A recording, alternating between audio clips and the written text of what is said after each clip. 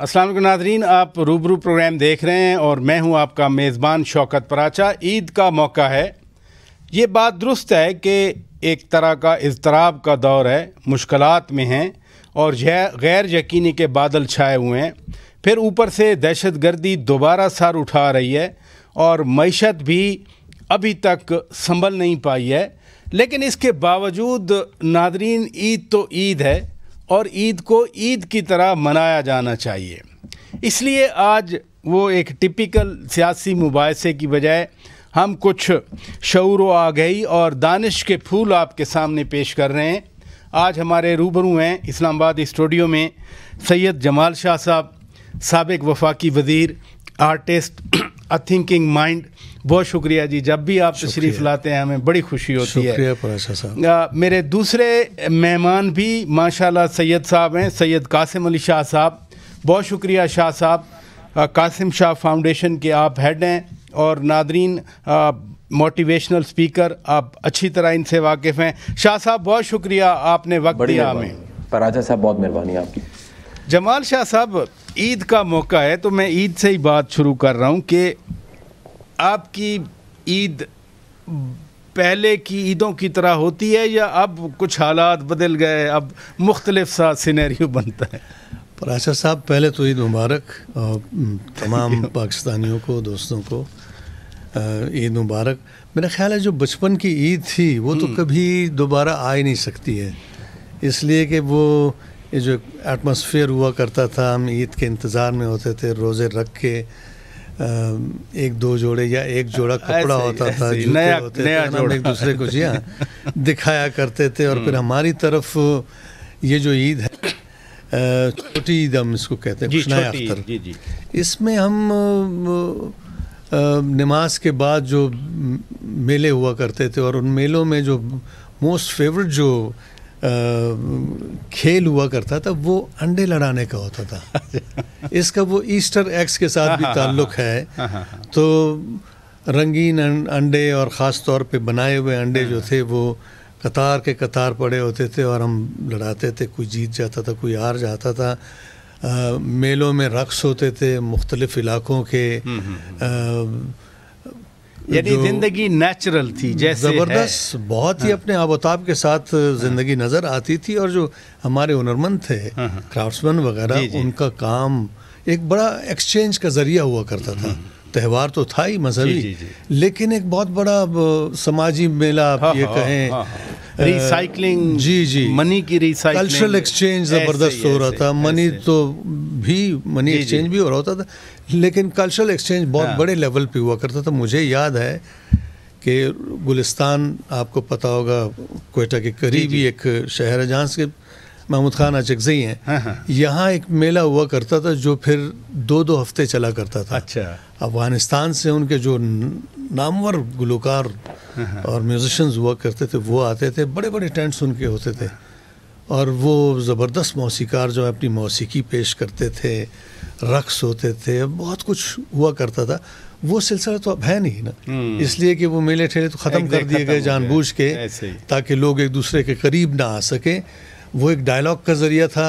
ये मोनोलॉग इन्होंने एक ख़ास वक्त में फैलाना शुरू किया।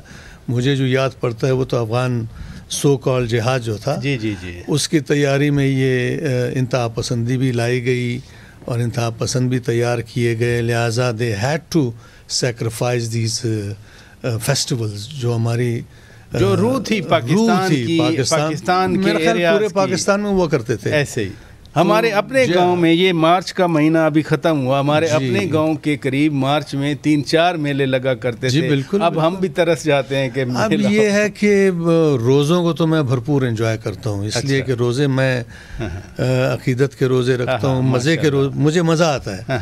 मैं खौफ का रोज़ा नहीं रखता हूँ, ना मैं सवाब का रोज़ा। खुदा जानता है कि प्यार और मोहब्बत का रोज़ा मैं रख रहा हूँ और मुझे मज़ा आता है। और उसके बाद ईद आती है तो ज़ाहिर है 1-2 दिन मज़े आते हैं, लेकिन उस तरह का मज़ा ना मेरे बच्चों को नसीब है ना मुझे नसीब है। सैयद कासिम शाह साहब, आपकी तरफ आता हूँ। ईद तो ईद होती है, लेकिन अभी मसाइल इतने बढ़ चुके, इज़्तिराब है, अफरा तफरी है, आपके सामने ये सारी चीज़ें, تو پھر عید کیسے منایا جائے؟ حضور والا بہت شکریہ اگین. عید مبارک سب کو. جمال شاہ صاحب کو میرا سلام اور عید مبارک جناب. گزارش یہ ہے کہ انسانی نفسیات پہ جتنا کام ہوا ہے اس میں ایک ایسا فنومنا ہے جس کو ڈسکس کیا گیا ہے. انسان اس کی جو ابتدا ہے بچے کی شکل میں، چھوٹا سا بچہ دنیا میں آتا ہے، ہر وہ ایکسپیرینس جو نیا ایکسپیرینس ہے اس کو خوشی دیتا ہے، اور وہ ایکسپیرینس جو ہو چکے ہوتے ہیں الٹیمیٹ یہ ہوتا ہے کہ اس کے بعد وہی پرانے تجربے دوبارہ کرنے سے اس کو وہ فیسینیشن نہیں ہوتی، فیسینیٹ نہیں کرتے، نئے تجربے کرنے کی کوشش کرتا ہے. ہم سب کے جو بچپن ہے وہ کسی کا کسی بھی طرح کا بچپن ہے. میرا خیال ہے جو آج کا بچہ ہے جو اس کا بچپن ہے، اگر اس سے بھی 25 30 40 سال بعد آپ پوچھیں گے تو وہ اپنی انہی عیدوں کو، شبراتوں کو، خوشیوں کو یاد کرے گا اور کہے گا کہ یہ اتنی کمال کی تھیں، یہ پہلے ایسی نہیں تھیں، اور اب بالخصوص وہ اگر آج سے کمپیئر کریں تو ویسی نہیں ہے. میرا خیال ہے کہ یہ بڑا فطرتی عمل ہے.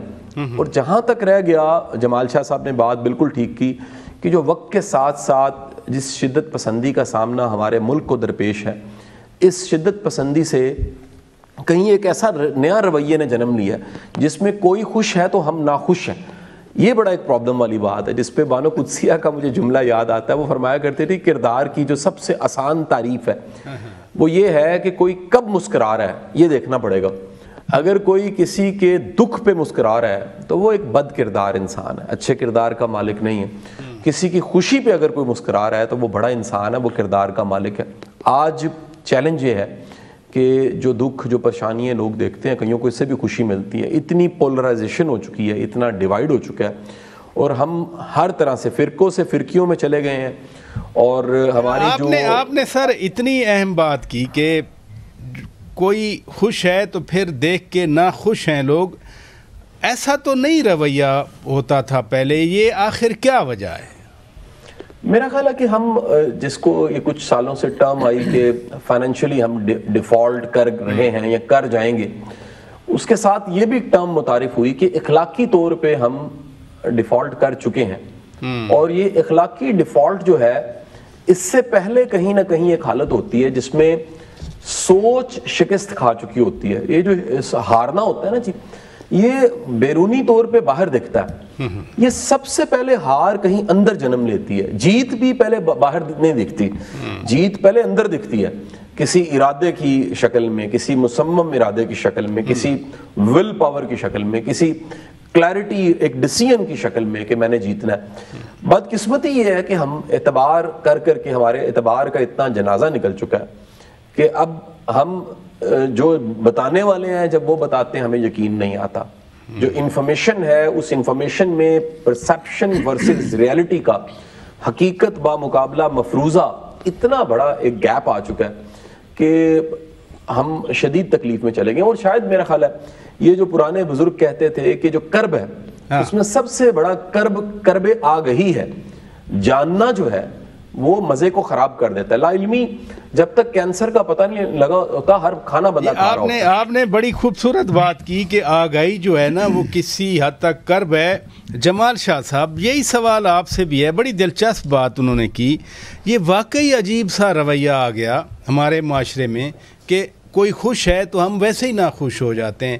لیکن انگلش کی ٹرم ہے سیڈسٹ، تو وہی تقریباً کنوٹیشن وہی بنتی ہے کہ فلاں تو سیڈسٹ ہے.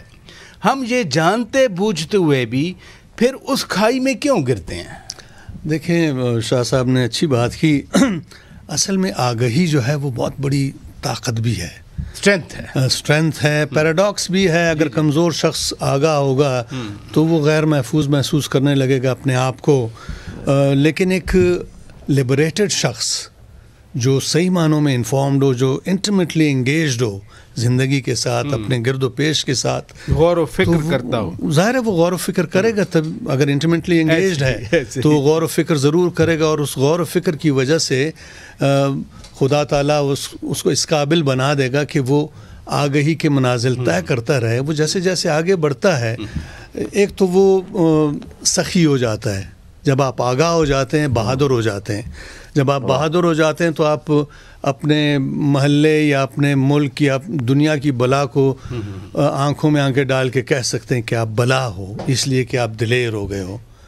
تو آپ جب دلیر ہو جاتے ہیں تو آپ جنرس ہو جاتے ہیں, کنجوسی چھوڑ دیتے ہیں, سخی بن جاتے ہیں. جیسے ہمارے صوفیاء گزرے ہیں, بلے شاہ ہوئے, رحمان بابا وغیرہ وغیرہ, جتنے بھی لوگ ہیں یہ دانا لوگ ہیں, انہوں نے اپنے آپ پہ محنتیں کی ہیں, انہوں نے مطلب زندگی کی جو گنجلک ریالٹیز ہیں ان کو اچھی طرح سے سمجھا اور پھر اس کو آہستہ آہستہ کھولنا شروع کیا. اور آپ دیکھیں نا ہمارے صوفیاء کا جو کلام ہے اس میں انتہا درجے کی وزڈم موجود ہے, لیکن ادھر ہی نظر لیکن اس کی ٹرانسمیٹنگ ویلیو جو ہے وہ انتہا درجے کو پہنچی ہوئی ہے. اس لیے کہ بلے شاہ کا کلام یا رحمان بابا کا کلام یا سچل سرمس کا کلام, کھیتوں میں کام کرنے والا ایک دہقان جو ہے وہ بھی اس سے محظوظ ہوتا ہے, انفارم ہوتا ہے, اور ایک بڑا فلاسفر جو ہے وہ بھی تقریباً کم و بیش ایکول لیول پہ. یہ منزلیں ہیں, جب آپ اس لیول کے آگاہ ہو جائیں تو پھر آپ نیگیٹو نہیں ہوتے ہیں, آپ جو آپ بیان کر رہے ہیں انسیکیورٹیز ختم ہو جاتی جو ہیں. آپ فرما رہے ہیں میں ذرا عرض کروں کہ جب آپ انفارم ہو جائیں, انٹیمیٹلی انفارمڈ ہوں, آگاہ ہو جائیں, تو پھر آپ انفارم ڈیسیجن میکر بن جاتے ہیں, آپ جنرس ہو جاتے ہیں, آپ بے غرض ہو جاتے ہیں, آپ صحیح معنوں میں لیڈر ہوتے ہیں. ہر شخص اپنی جگہ پہ ایک لیڈرشپ لیول کا انسان بن جاتا ہے اور وہ کہانی کو آگے بڑھاتا ہے بجائے اس کے کہ وہ دوسرے کی خوشی پہ ناخوش ہو جائے. یعنی آپ اگر سخی ہیں تو ظاہر ہے آپ ذخیرہ اندوز نہیں ہوں گے, آپ کی ضرورتیں کم ہوں گی اور آپ دلیر ہوں گے, بے غرض ہوں گے, ہو گئی نا سیدھی آپ الٹیمیٹ گول آپ کا یہ ہوگا کہ آپ ایک اسٹیٹک معاشرہ جو ہے اچیو کرنے کی کوشش کریں گے, اسٹیٹک ایگزسٹنس کی طرف جائیں گے. شاہ صاحب ادھر رکیے گا. ناظرین, مثبت رویوں کی جمال شاہ صاحب بات کر رہے ہیں اور بریک لیتے ہیں. بریک کے بعد جب واپس آئیں گے تو میرا سید قاسم علی شاہ صاحب سے اسی کانٹیکس میں کوسچن ہوگا. جرمنی, جاپان بڑی ایگزامپلز ہیں, دوسری جنگ عظیم میں تباہ ہوئے لیکن ان کے لوگوں کی ڈٹرمنیشن تھی, ول تھی, آج وہ کہاں پہنچے ہوئے ہیں. شاہ صاحب سے, قاسم علی شاہ صاحب سے میں یہ سوال ان کے سامنے رکھوں گا, لیکن ایک بریک کے بعد. ناظرین ویلکم بیک. ناظرین, آپ روبرو پروگرام دیکھ رہے ہیں اور ہم آج علم و دانش اور فکر و آہنگ کے حوالے سے آپ کے سامنے یہ بات چیت پیش کر رہے ہیں. سید قاسم علی شاہ صاحب, بریک پر جانے سے پہلے میں نے جرمنی, جاپان کی ایگزامپل دے کر ایک سوال چھوڑا تھا آپ سے.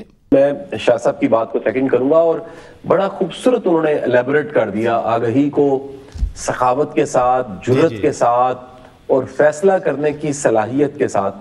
میرا خیال ہے کہ اس بدترین حالات میں بھی ہمیں امید کو نہیں چھوڑنا چاہیے, اور یہ ایک میکنگ مومنٹ بھی ہے. یہ شاہ صاحب کی بات کو میں آگے بڑھاؤں گا. یہ ایک ایسا مومنٹ ہے جس میں پوری نیشن کو, قوم کو سوچنے کی ضرورت ہے, پوری قوم کو. میں اس میں صرف یہ جو ہم قوم سیاستدانوں پہ ڈال دیتی ہے اور سیاستدان قوم پہ ڈال دیتے ہیں, یا سیاستدان اسٹیبلشمنٹ پہ ڈال دیتے ہیں, پوری قوم کو سوچنے کی ضرورت ہے.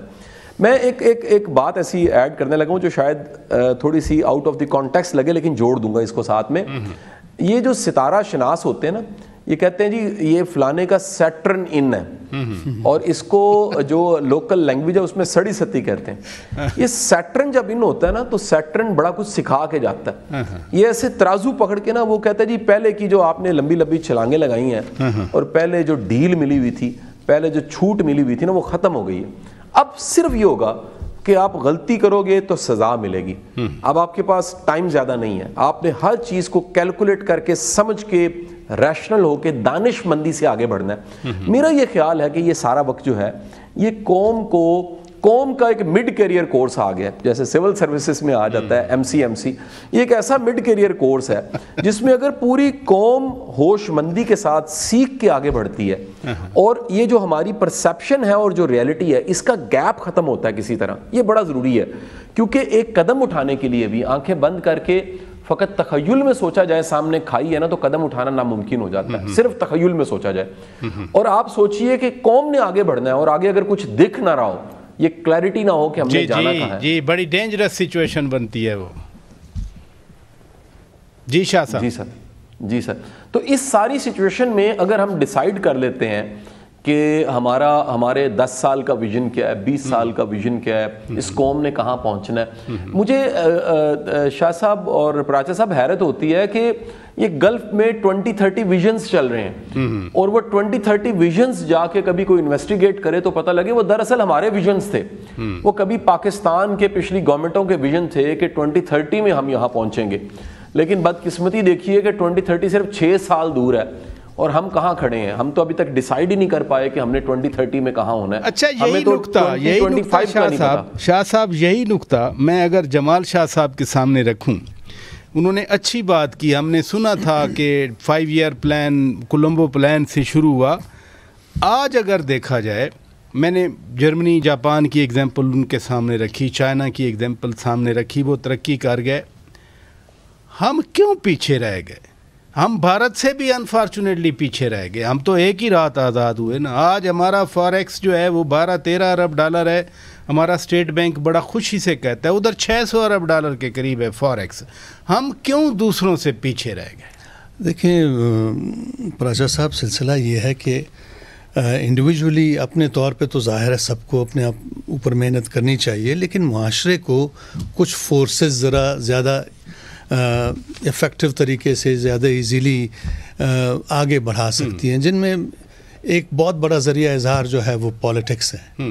پالیٹکس کو میں ایک بہت ہی معتبر ذریعہ سمجھتا ہوں چینج لانے کا, لیکن یہ ہے کہ پولیٹیکل پارٹیز کو بھی اپنا سسٹم جو ہے بڑا ٹرانسپیرنٹ رکھنا ہوگا. جو انفارم ڈیسیجن میکرز ہیں, اب تو آپ وزارت میں رہ کے آئے ہیں, تھوڑا سا وہ بتا دیں کہ مسئلہ پھر کیا ہے جس کی طرف آپ اشارہ کر رہے ہیں. حادثاتی قسم کا وزیر بنا. نہیں, آپ بڑی بات کر رہے ہیں کہ انفارم ڈیسیجن نہیں ہو رہے نا ادھر. مجھے لگتا ہے کہ ہمارا جو الیکٹرل سسٹم ہے وہ بہت فلاڈ ہے. اچھا, وجہ کیا ہے؟ وجہ یہ ہے کہ ایک میرے جیسا بد کردار کرپٹ اسمگلر ہوگا جس کے پاس کھربوں ہوں گے, دوسری طرف آپ ہیں جو ایک پولیٹیکلی زبردست ذہن رکھتے ہیں, توانا ذہن رکھتے ہیں, سٹرگل بھی ہے, آپ نے جیلیں بھی کاٹی ہے, آپ انفارمڈ ہیں, آپ میں بلاغت ہے نظر کی, آپ ویژن رکھتے ہیں, انڈرسٹینڈنگ ہے, پالیٹکس کی بھی انڈرسٹینڈنگ ہے, اپنے معاشرے کی جو اونچ نیچ ہے, تضادات ہیں, ڈائکاٹمیز ہیں, ان سے بھی اچھی طرح واقف ہیں, آپ اپنے معاشرے کے پوٹینشل سے بھی اچھی طرح واقف ہیں, قوم کے پوٹینشل سے بھی اچھی طرح واقف ہیں. جب الیکشنز آتے ہیں, مجھے کوئی نہیں روکتا ہے کہ میں اپنے الیکشن پہ 50-60 کروڑ ارب بھی خرچ ہوں, 2 ارب بھی خرچ ہوں. آپ کے پاس 5 لاکھ خرچنے کے بھی پیسے نہیں ہیں, تو آپ میرے سامنے کیسے کھڑے ہوں گے؟ تو مجھ جیسا انسان جو ہے, جو ایک مانسٹر ہوگا, جو ایک ہارڈنگ پرسنالٹی رکھتا ہوگا, جو اپنے آپ کو ہی محفوظ بنانے کی دھن میں لگا رہے گا, وہ تو آپ جیسے لاکھوں لوگوں کو پریفری پہ پھینک دے گا, نکال دے گا. تو جو جینوئن لیڈرشپ ہے معاشرے کی, جو آپ لوگوں کے ذریعے ہی آنی ہے, اس لیے کہ آپ آئیں گے تو آپ کمپرومائز نہیں ہوں گے, آپ بہادر ہوں گے, آپ ویژن رکھتے ہوں گے, آپ درد رکھتے ہوں گے. آپ جب اسمبلی میں آئیں گے تو آپ کے یہاں سینے پہ ایک انویزیبل پرائز ٹیگ نہیں لکھا ہوگا, نہ کوئی آپ کا ہاتھ مروڑ سکے گا, نہ آپ کی جو کیا اس کو کہتے ہیں بلیک میلنگ نہیں ہوگی, بارگیننگ نہیں ہوگی, آپ کمپرومائز نہیں. تو ایسے لوگ پھر مل کے لوگوں کی بقا کے لیے, ملک کی بقا کے لیے لیجسلیشن کرتے ہیں. میرے جیسے لوگ یہ سوچیں گے کہ یار میرے سو بنیادی بات ہے کہ انفارمڈ ڈیسیشن میکر ہونے چاہیے. You have to become an agent of change. Syed Qasim Shah صاحب, پالیٹکس کی بات ہو رہی ہے, لیکن یہاں تو جو ہم دیکھتے ہیں بیٹھ کے, قوم تو تقسیم ہے نا, تقسیم در تقسیم ہے. صرف یہ نہیں ہے کہ سیاسی جماعتیں آپس میں لڑ رہی ہیں, بلکہ تقسیم تو ہر گھر میں نظر آتی ہے, تقسیم تو ہر دفتر میں نظر آتی ہے. کچھ تو ہم نے اس تقسیم کا 8 فروری کے الیکشن میں بھی جھلکی دیکھ لی.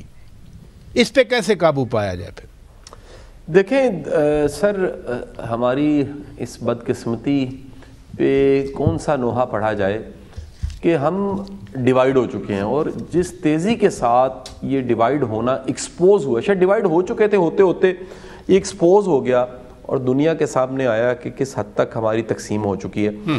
جب تک میرا خیال ہے کہ یہ پوری قوم نہیں سوچتی، اس قوم اور اس ملک کے جو اصل مالک ہیں وہ نہیں سوچتے، اس ملک کو لے کر چلنے والے نہیں سوچتے. یہ معاملہ، یہ اونٹ کسی کروٹ نہیں بیٹھے گا. ساتھ ہی ساتھ میں آپ کو یہ بھی بتاتا چلوں کہ یہاں شعور پھیلانے کی، شعور دینے کی بڑی شدید ضرورت ہے. لوگ حقیقت سے واقف نہیں ہوتے. ہمارا وقت کے ساتھ ساتھ پڑھا لکھا بھی جاہل ہے. اور بڑا خوبصورت جملہ عیدی صاحب کا، وہ فرمایا کرتے تھے کہ پاکستان کو زیادہ جو ڈیمیج کیا وہ پڑھے لکھے جاہلوں نے کیا. یہ وہ پڑھے لکھے جاہل ہیں جن کے نفع نقصان کا تصور، ان کی ترجیحات میں ملک نہیں ہے، ان کی ترجیح میں صرف اور صرف اپنی ذات ہے. اپنی بوٹی کے لیے وہ بکرا ذبح کرتے ہیں. یہ ایک ایسی خوفناک اپروچ ہے. یہ کریکٹر جو ہے نا جی، یہ انسرٹنٹی، انسیکیورٹی میں بدترین حالت میں ہوتا ہے. اور جب کسی سوسائٹی کے اندر اس حد تک انسیکیورٹی، انسرٹنٹی ہوتی ہے تو اس کے مسائل آپ دیکھ سکتے ہیں. کسی سوشل سائنٹسٹ سے پوچھ لیجئے، اس طرح کی انسرٹنٹی میں، اس طرح کی انسیکیورٹی میں اسی قسم کے مسائل جنم لیتے ہیں. وہ رویوں کے مسائل ہوں، وہ لوگوں کے آپس میں معاملہ کرنے کے مسائل ہوں، وہ پولیٹیکل جماعتوں کی ساری سچویشن ہو. وہ ایک سلوپ ہے جس کے اوپر پوری نیشن ہے اور بڑی تیزی کے ساتھ. سید قاسم شاہ صاحب ادھر رکیے گا، میں ناظرین بریک لیتا ہوں. یہ عدم تحفظ کی بات کر رہے ہیں کہ انسیکیورٹی جو ہے وہ پھر ہر شعبہ زندگی میں پہنچ جاتی ہے. بریک کے بعد جب واپس آئیں گے تو سید جمال شاہ صاحب کے پاس میرا ایک سوال ہے کہ سوشل میڈیا آج کل بڑی تنقید کی زد میں ہے، اس سے کیا فرق پڑ رہا ہے؟ بریک کے بعد میں آپ سے سوال پوچھتا ہوں. ناظرین stay with us. Welcome back ناظرین، آپ روبرو پروگرام دیکھ رہے ہیں. سید جمال شاہ صاحب، میں نے بریک پر جانے سے پہلے سوشل میڈیا کے حوالے سے آپ پہ ایک سوال چھوڑا تھا. بالکل، سوشل میڈیا دیکھیں ایک پیراڈاکسیکل پوزیشن ہے سوشل میڈیا کی کہ سوشل میڈیا ایک خزانہ بھی ہے. اگر آپ اس کو پازیٹیولی اپروچ کریں تو آپ کو گھر بیٹھے بیٹھے اس فون کے ذریعے پتہ نہیں کہاں کہاں کا علم حاصل ہو سکتا ہے اگر آپ اس میں انٹرسٹڈ ہوں. لیکن دوسری صورت میں آپ بالکل نیگیٹو بھی ہو سکتے ہیں، جو آپ کو ڈیوائڈ کرتا ہے. اب یہ جو فکر کی جو ڈویژن ہے، میں اس کو اگر ڈائیورسٹی کے اعتبار سے آپ دیکھ لیں تو یہ بری بات نہیں ہے. ظاہر ہے آپ کی ایک فکر ہوگی، میرا نقطہ نظر کچھ اور ہوگا، تیسرے کا کچھ اور ہوگا. لیکن اگر معاشرے میں مکالمے کی فضا ہو تو پھر یہ سارے افکار جو ہیں، سارے ذہن جو ہیں وہ اکٹھے بیٹھ کے ایک دوسرے کے ساتھ بحث کر سکتے ہیں، ایک دوسرے کی بات بڑے کھلے دل سے سن سکتے ہیں. مکالمے کی فضا تو بنتی ہے جب پازیٹیوٹی ہو، آپ کے پاس وہ پلیٹ فارمز ہوں. سنیما ختم ہو گیا، تھیٹر ختم ہو گیا. کہتے ہیں 80s کے بعد، احمد فراز صاحب کے بعد کوئی شاعر نہیں آیا پاکستان میں. نہیں، میں اس سے اگری نہیں کرتا ہوں کہ احمد فراز صاحب کے بعد کوئی شاعر نہیں. احمد فراز نے اپنی ایک جگہ بنائی، زبردست کام کیا. بے شمار اور لوگ آتے رہیں گے جب تک زندگی ہے. جی تخلیق جو ہے، سلسلہ جاری رہے گا، ختم نہیں ہوگی. اور جب مشکلات زیادہ ہوں تو آپ میں وہ کٹنگ ایج کیپیبلٹی بھی آ جاتی ہے. ضرورت اس بات کی ہے کہ معاشرے میں مکالمہ ہو. مونولاگ جو ہے، وہ جو آمرانہ قوتیں ہوتی ہیں، ان کی کوشش یہ ہوتی ہے کہ معاشرے میں مونولاگ ہو. لوگ ایک دوسرے کے، یہ یوٹیوبر مونولاگ ہی ہے نا؟ نہیں، یہ ایک عجیب پیراڈاکسیکل مونولاگ ہے. ڈائلاگ بھی ہے، مونولاگ بھی ہے. یہ جو کچھ فورسز ایسی ہیں معاشرے میں جو بہت ہی انسیکیور ہیں، بہت ہی خود غرض ہیں، وہ اپنی انسیکیورٹی چھپانے کے لیے عجیب طرح کے ارکارے انہوں نے پیدا کیے ہیں. اور ان تمام ارکاروں کو صرف طرح طرح کی گالیاں سکھائی ہوئی ہیں. آپ کو بھی وہ گالیاں پڑی ہوں گی، مجھے بھی، شاہ صاحب کو بھی. اور خیر ٹرولنگ کہہ رہے ہیں نا، آپ کو تو ایکسپیرینس ہوا نا وزارت میں، یعنی گٹر لیول کا وہ ڈسکورس میں اس کو نہیں کہہ سکوں گا. مونولاگ ہے. مونولاگ ظاہر ہے امرانہ قوتیں جو ہوتی ہیں، جو صرف اور صرف قبضے میں انٹرسٹڈ ہوتی ہیں، ان کی کوشش ہوتی ہے کہ مونولاگ پھیلائیں تاکہ ہمارے سارے لوگ نفوس جو ہیں وہ ایک دوسرے کے سائے سے بھی ڈریں، بجائے اس کے کہ میلے ٹھیلے ہوں، لوگ بیٹھیں تمام تر اختلافات کے باوجود ایک دوسرے سے بات کریں، کچھ سیکھنے کی کوشش کریں اور بات کو آگے بڑھائیں. کیونکہ کوئی ایک شخص جو ہے وہ عقل کل تو ہو نہیں سکتا ہے. صحیح فرمایا آپ نے. سید قاسم شاہ صاحب، آپ ماشاءاللہ خود فصاحت و بلاغت رکھتے ہیں، آپ علم و دانش کا منبع ہیں. شعور کی آپ بات کر رہے ہیں, ڈائیورسٹی جو دوسری جگہ پہ کہیں ایک بیوٹی ہوتی ہے, کہتے ہیں نا diversity is beauty, pluralism is a beauty, ہمارے معاشرے میں وہ لڑائی جھگڑے کی بنیاد بنتی ہے. تو کیسے, جیسے آپ سوچتے ہیں, شاہ صاحب سوچتے ہیں, اور پاکستان میں ملینز آف پیپل پازیٹیو سوچتے ہیں, میں تو خیر پیسمسٹ نہیں ہوں, میں آپٹیمسٹ رہتا ہوں ہمیشہ, کیسے اس سوچ کو اس ایک تحریک کی شکل میں پروان چڑھایا جائے؟ جیسے ہم 60s میں رہتے تھے, 70s میں رہتے تھے, پاکستان ایک گیلیکسی ابھی بھی ہے, مائنورٹیز بھی ہیں, غیر مسلمز بھی ہیں, مسلمز بھی ہیں, رنگ و نسل ہر طرح کے لوگ ہیں یہاں پر. میرا خیال ہے کہ اس کا جواب نا شاہ صاحب نے بڑے خوبصورت الفاظ میں دیا کہ ڈائیلاگ سوسائٹی کا ایکٹیو ہونا چاہیے. اور یہ جو بڑی ایکسٹریم پوزیشنز بنی ہوئی ہیں اس وقت کہ ہر کوئی بالکل بلیک اینڈ وائٹ میں لائف کو دیکھنے لگ پڑا ہے, ہر کوئی بلیک اینڈ وائٹ میں ایک دوسرے کو دیکھنے لگ پڑا ہے, آخری مارکا سمجھا جاتا ہے. جبکہ گرے جو ہے نا وہ بہت بڑا ایریا ہے. آپ دیکھیے اس سے سب سے بڑی جو بدقسمتی ہے, یہ ڈائیلاگ میں اکثر بولنے لگ پڑا ہوں, کہ ہمارا قومی کھیل ہاکی, اس کے بارے میں کہا قومی کھیل ہاکی ہے, لیکن لگتا یہ ہے کہ ٹرولنگ, میمز, طنز کرنا, مذاق اڑانا, الزام لگانا, جھوٹ بولنا, اس جھوٹ کو اتنی بار ریپیٹ کرنا کہ وہ جھوٹ سچ لڑنے لگ پڑے, یہ لگتا ہے قومی کھیل بن گیا. اور اس کے لیے میں پھر کہوں گا کہ ایک شعور, ایک آگہی اور اس کے ساتھ تربیت کی شدید ضرورت ہے. ہم اگر کوئی 20 ایئرز کے گولز بنا لیں اپنے, اور اس میں ایجوکیشن کو اپنی ٹاپ پریورٹی پہ رکھ لیں, ہم ایجوکیشن کو, ہر طرح کی ایجوکیشن کو, وہ ٹیکنیکل ایجوکیشن ہے, وہ آئی ٹی کی ایجوکیشن ہے, وہ ہماری یونیورسٹی ہیں, وہ ہمارے کالج ہیں, جن کی تعداد پراچا صاحب وقت کے ساتھ بڑھی ہے, لیکن کوالٹی ایجوکیشن نیچے چلی گئی ہے. میری بات کو شاہ صاحب بھی سیکنڈ کریں گے, آج سے 80 سال پہلے والا جو میٹرک تھا بیفور پارٹیشن, اس کی اردو, انگلش اور کریٹیوٹی آج کے ایم اے سے بہتر تھی. وجہ یہ تھا کہ وہ سوچنے والا دماغ پیدا ہو رہا تھا. آج یہ جو دولے شاہ کے چوہے ہم نے پیدا کرنے شروع کر دیے ہیں, جو پڑھے لکھے ہونے کے باوجود زندگی کے مثبت رخ کو نہیں دے سکتے, جو حقیقت کو نہیں مان سکتے, جو وہ شیر ہے چام چٹ ونگو انا آپ ہویوں, آفتاب دا کوئی قصور نہیں, سورج کا کیا قصور, اگر چمگادڑ اندھی ہے تو چمگادڑ خود نہیں دیکھ سکتے, تو چمگادڑ کو پھر آنکھیں کیسے دیں, پھر حل کیسے کریں اس مسئلے کو؟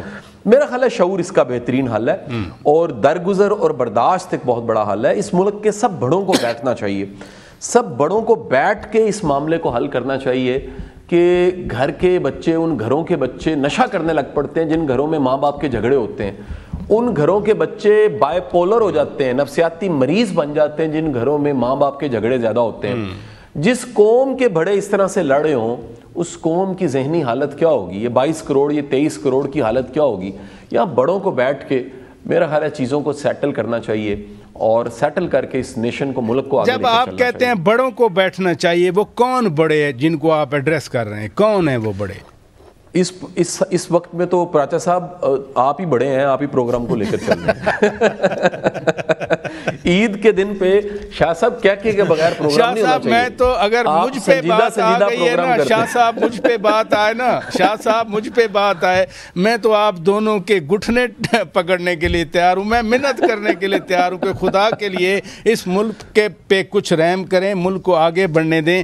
سید جمال شاہ صاحب وہ بڑوں کی بات کر رہے ہیں. اب دیکھیں نا, انہوں نے میٹرک کی بات کی, بڑی اچھی بات کی کہ ایک واقعی اس میں کوئی شک نہیں, دانش تھی, لیکن بڑوں کی بات کریں.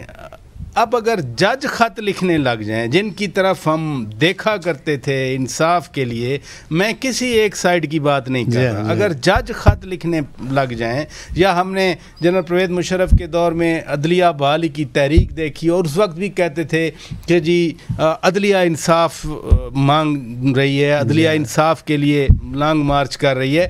اگر ججز بھی خط لکھنے لگ جائیں, دوسری سائڈ کہتی ہے کہ جب جسٹس شوکت صدیقی صاحب کے خلاف یہی سب کچھ ہو رہا تھا, اس وقت تو آپ بڑے خوش تھے, اس وقت تو نہیں بولے تھے.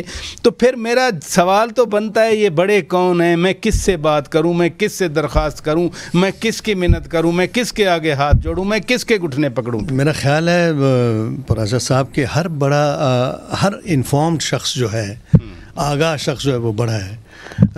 شاہ صاحب نے چمگادڑ کی بات کی, میں تو یہ کہوں گا کہ چمگادڑ کا اپنا ایک ڈومین ہے، وہ رات کو دیکھ سکتا ہے اور جو بھی وہ چاہے وہ کر سکتا ہے. لیکن